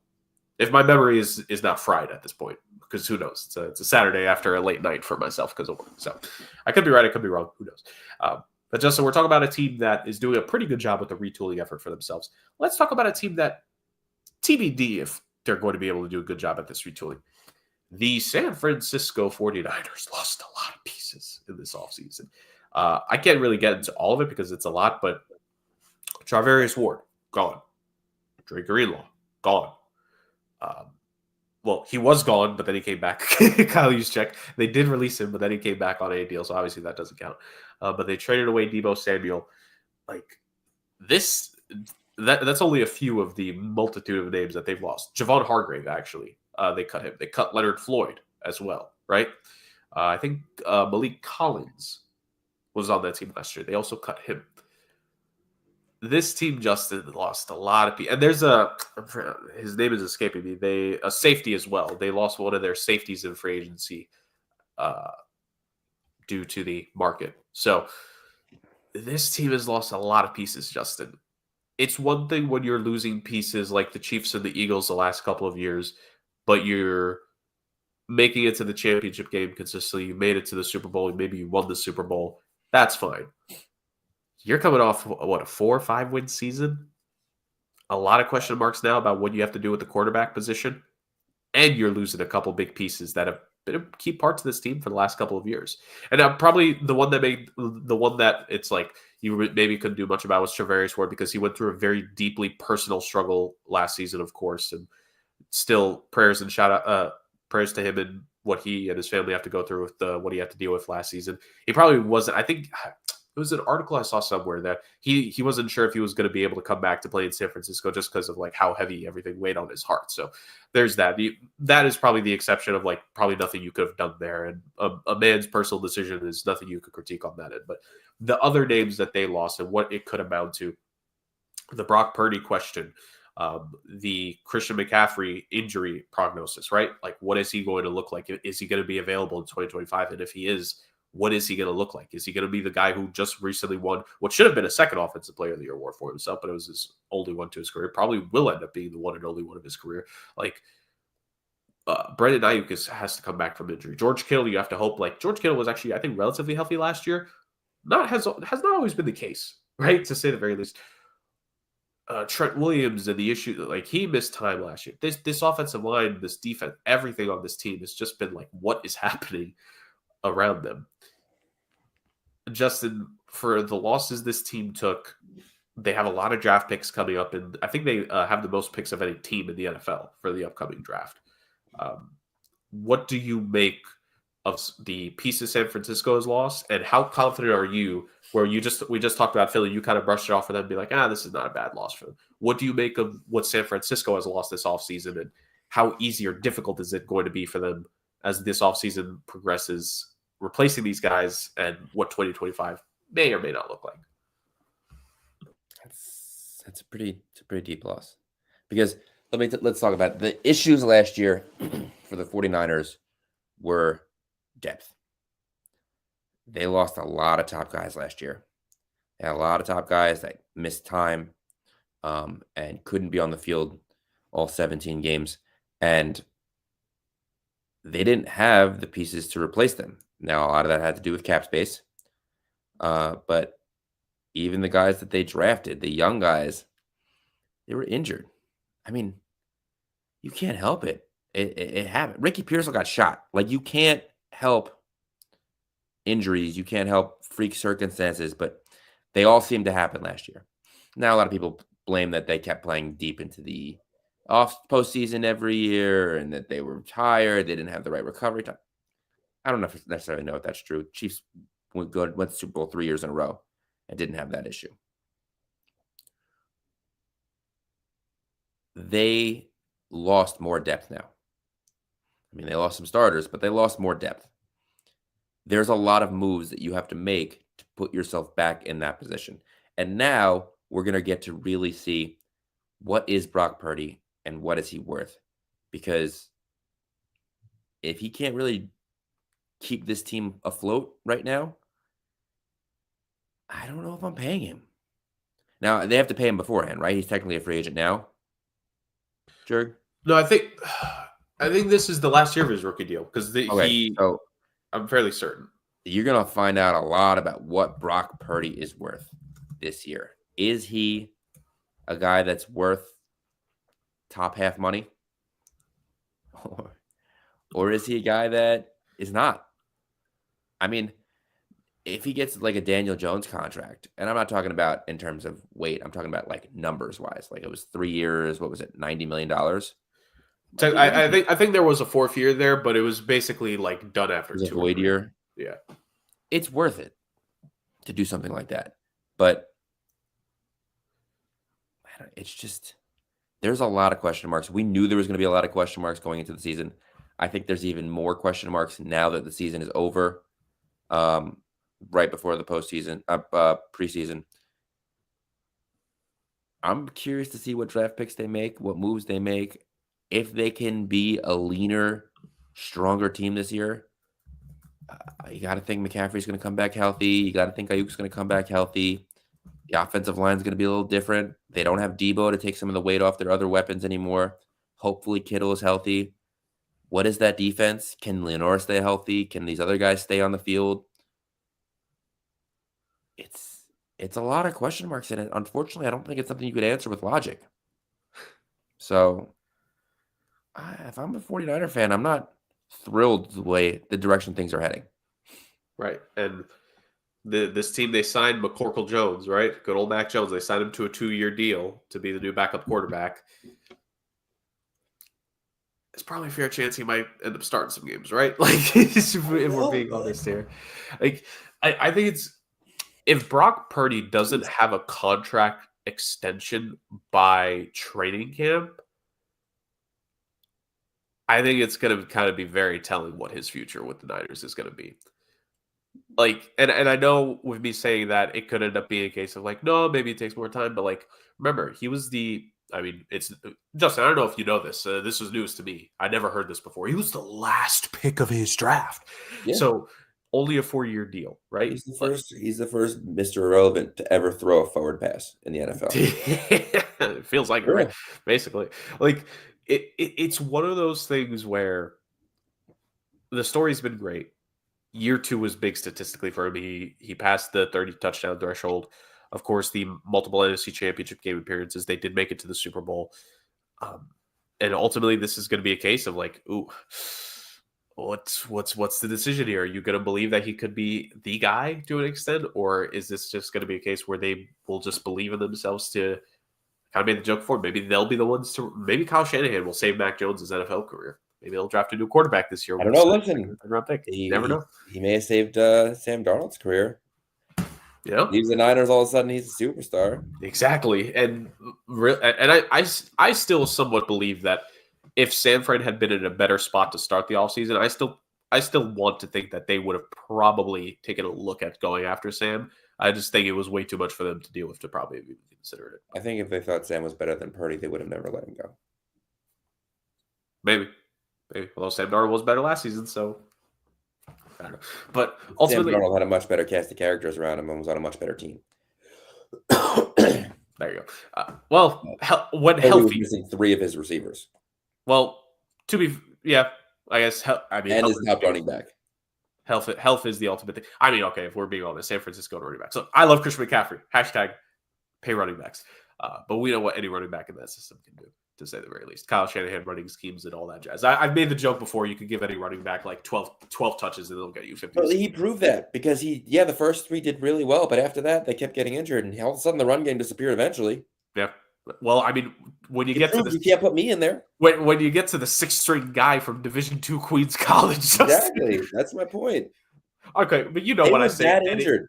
You know when I say any guy can do it. When I say any guy can do it, I mean any NFL caliber player. I'm not talking about the guys who probably should. Isaiah Guerrero came in and was like a top running back and got hurt 3 games in. Which honestly sucks. He was having a good run. McCaffrey, Guerrero, and Mason. Which they will really be down Mason because they traded him to Minnesota. He is going to be on part of the Vikings backfield. It's a good trade.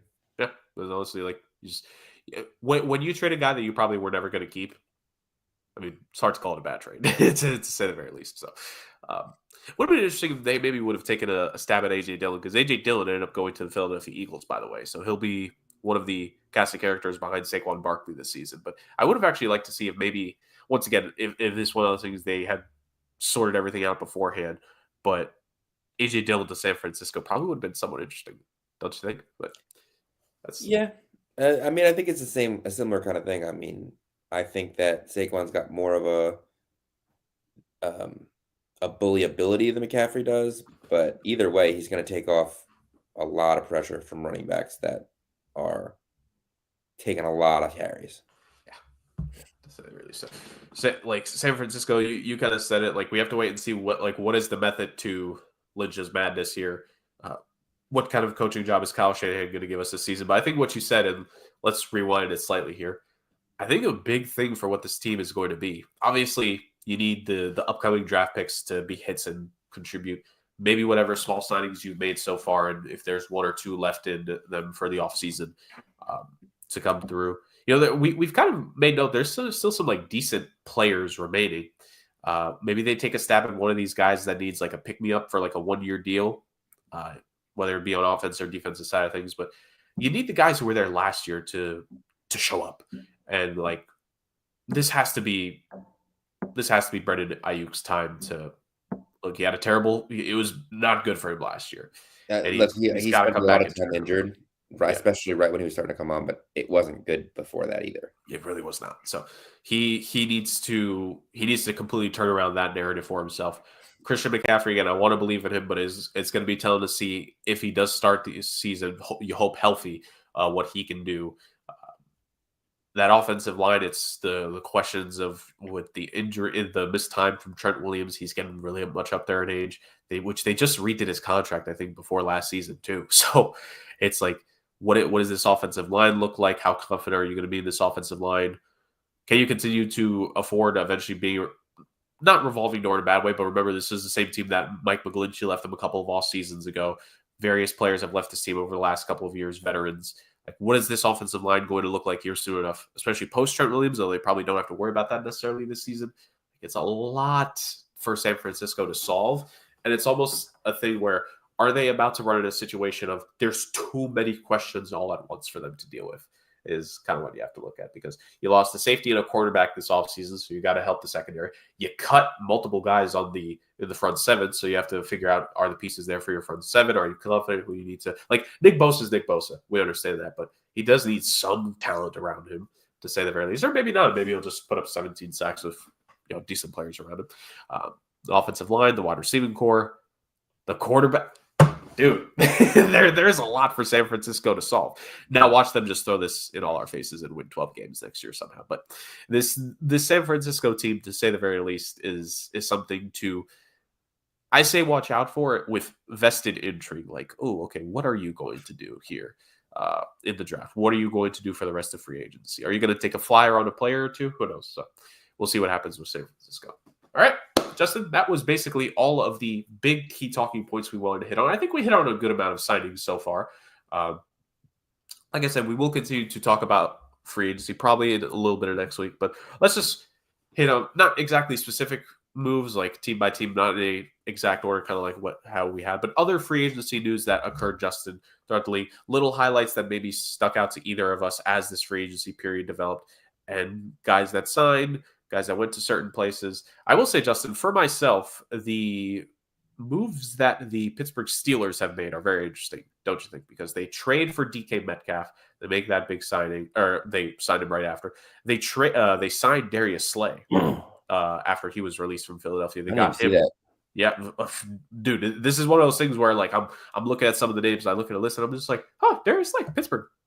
I did not see that when the news first happened, So it's one of those things that the Pittsburgh Steelers really look like they're going to put themselves in a situation where it's kind of apropos to previous years. They're going to rely on veteran guys to help lead the way. He's a bit older than what this guy was, but I think when Joe Hayden was on the Steelers, right, that's kind of what the Darius Slay signing is for me, although I think Hayden was a couple years younger when he initially joined Pittsburgh years ago. So maybe they did only sign him for 1 year, so it is strictly a 1 year commitment at the moment. But Steelers going with veterans, going with what they believe in. The only thing that we aren't 100% certain about the Steelers right now, Justin, is the quarterback situation.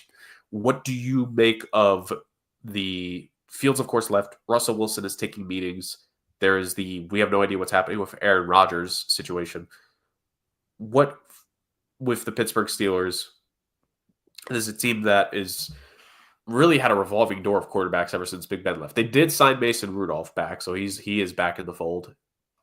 You assume to be the backup to whoever the starter is meant to be.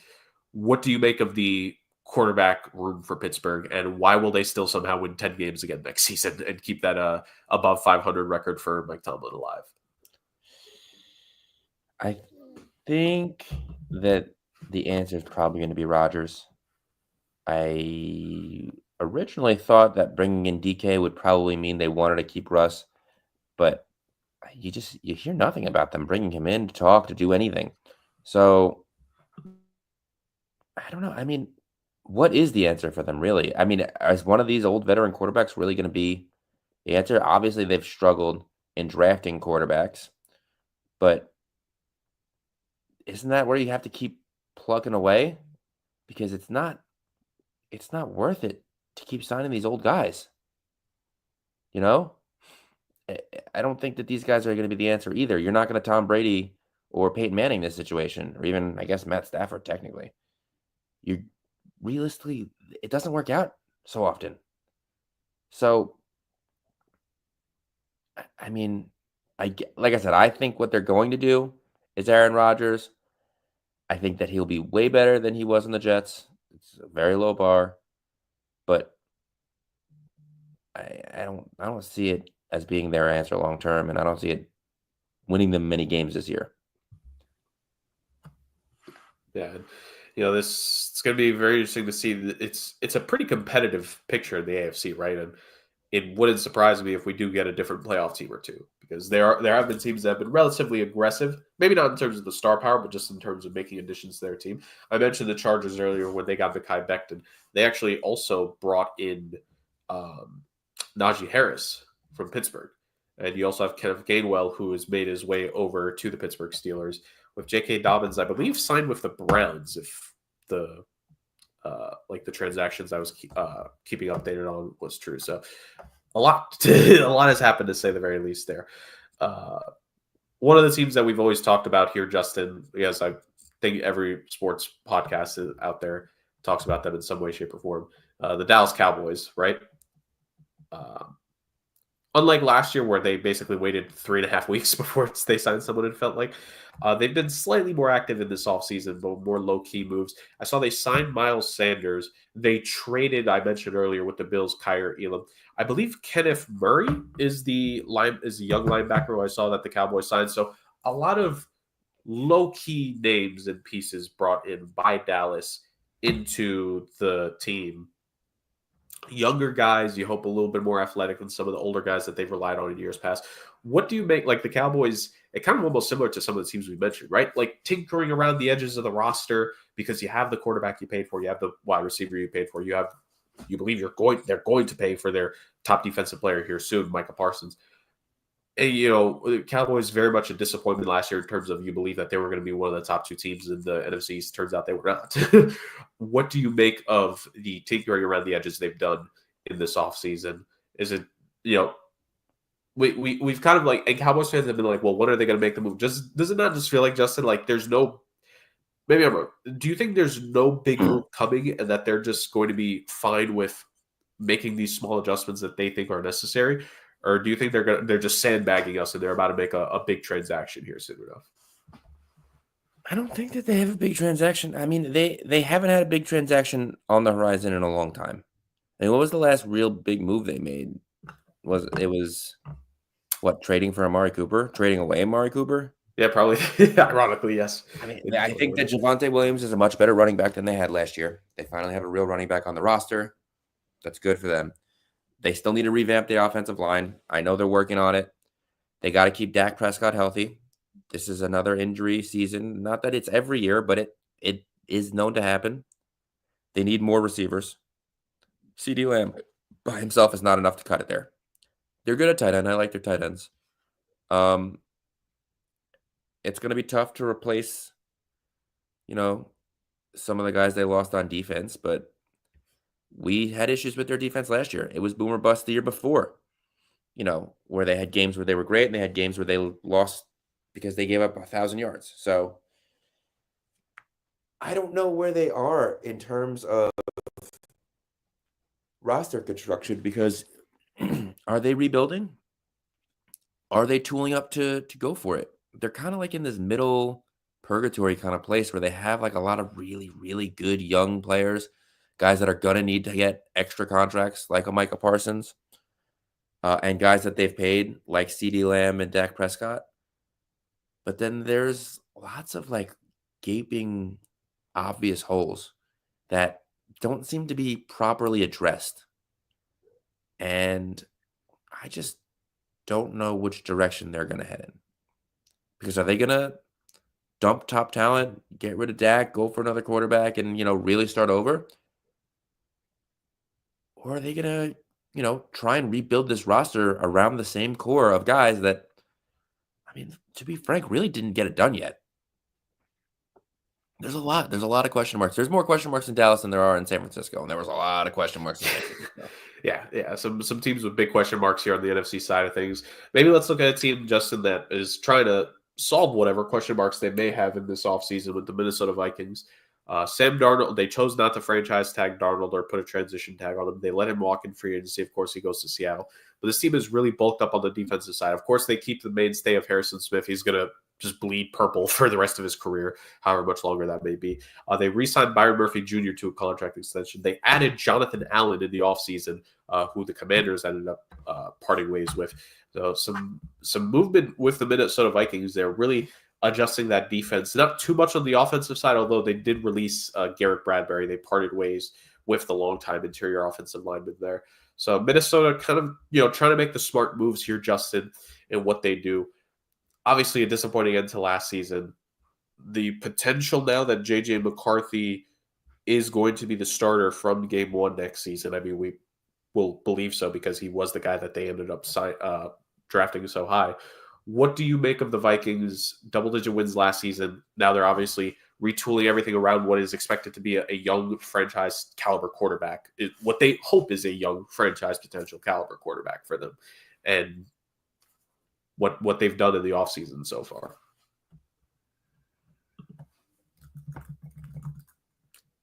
It's not ideal. I haven't really done like my deep dive on them yet, so I don't want to sit here and talk a bunch of smack, so to speak. But some things are just out of your control. I think that Minnesota, right? Yeah. I think that they probably would have liked to have kept Darnold. But I think that they're just as excited to see what they have in McCarthy, honestly. Can they do the same thing with their rookie draft pick? And if that's the case, and they have a good year this year, and they're in a similar position as they were last year, that's when you know this is the construction. Let's go in. Let's make some risky moves cap-wise. Let's really put it together. And then all of a sudden the Vikings may be relevant again. They were this year. Yeah, and you mentioned that decision to not keep Darnold. I don't think it was up to them, really. I think that they probably offered him similar money. Right. But, Right. you know. I mean, but also you almost have to think, like, yes, they probably did offer him similar money, but you have to believe that if they had upped the offer maybe a little bit more, they could have kept him. So then it was a decision of like, all right, Maybe. we won't keep him. Because then because I listed a couple of moves. Well, let me list what the full moves are. So they added a lot of, especially the defensive interior, right? I mentioned Jonathan Allen. They also signed Javon Hargrave, who was released by the San Francisco 49ers.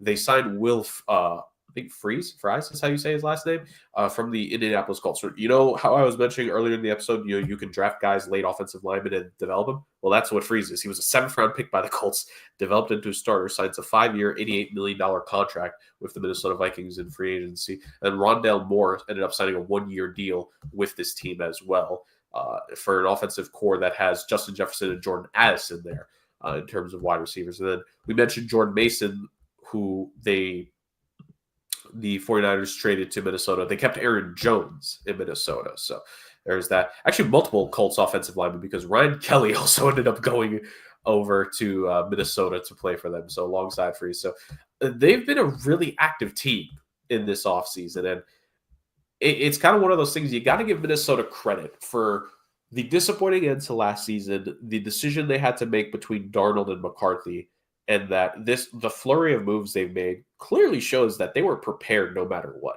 And you do have to give them a bit of credit for that, because I think a lot of teams sometimes get caught up in a move or two moves that they're trying to make, or they're waiting for other decisions to be made, and it could impact them. Maybe that's more so for the trade market, not necessarily free agency, but you have stuff like that. And Minnesota has just been move here, offensive line, defensive line, secondary, a little bit wide receiver depth.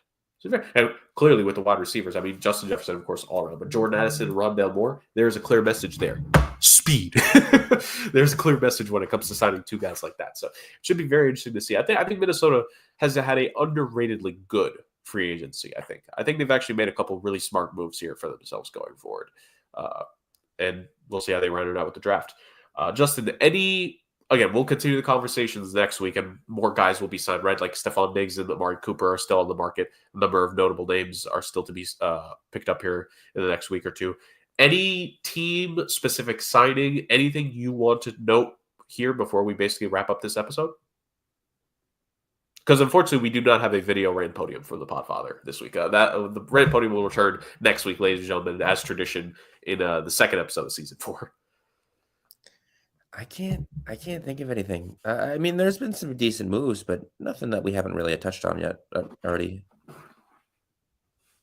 Kind of the big ones. Is there any? I know you said you don't care before, and I know you're not excited for them in the season. Is there any player right now? If you could have a one player wish list of, is there a free agent out there right now you wish the Jets would go after? Who would it be?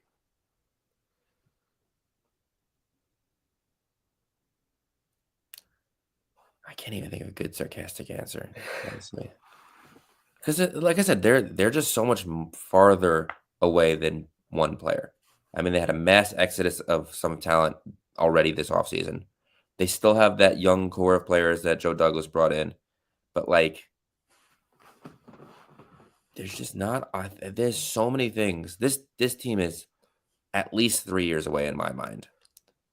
And that's 3 good years. You have to have 3 good years of free agency and drafting for this team to be relevant again. And I'm just not confident they could do it. So it's more than one player. I mean, I could sit here and say Patrick Mahomes, or I could sit here and say, the top guys. And even still on this team, it would be a massive improvement, but I don't see it making them a playoff team.